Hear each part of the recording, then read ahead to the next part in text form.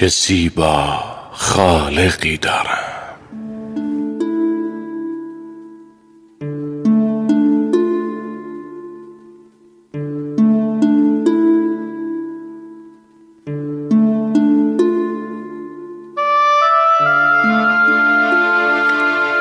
چه زیبا خالقی دارم.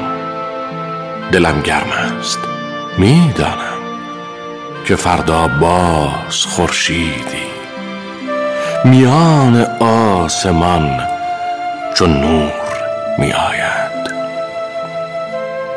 شبی می خواندم با مهر، سحر می راندم با ناز.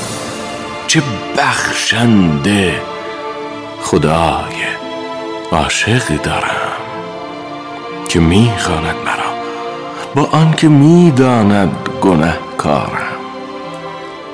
اگر رخ بر بتابانم دوباره می نشیند بر سر راهم. دلم را می رباید با طنین گرم و زیبایش که در قاموس پاک کبریایی قهر نازیباست. چه زیبا عاشقی را دوست می‌دارم. دلم گرم است، میدانم که میداند بدون لطف او تنهای تنهایم. اگر گم کرده ام من راه و رسم بندگی، اما دلم گرم است، میدانم خدای من خدای خوب میداند و میداند که سائل را نباید دست خالی راند. دلم گرم خداوندی است که با دستان من گندم برای یا کریم خانه میریزد.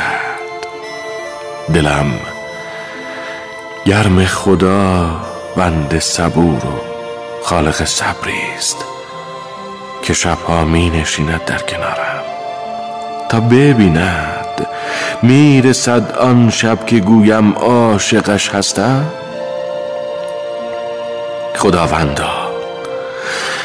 خداوندا دعا بر آن که آزار مرا اندیشه می دارد نشانم ده.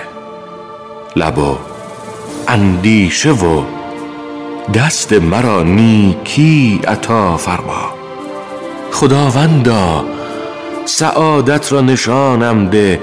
خداوندا مسلمانی عطایم کن. خداوندا خداوندا خدا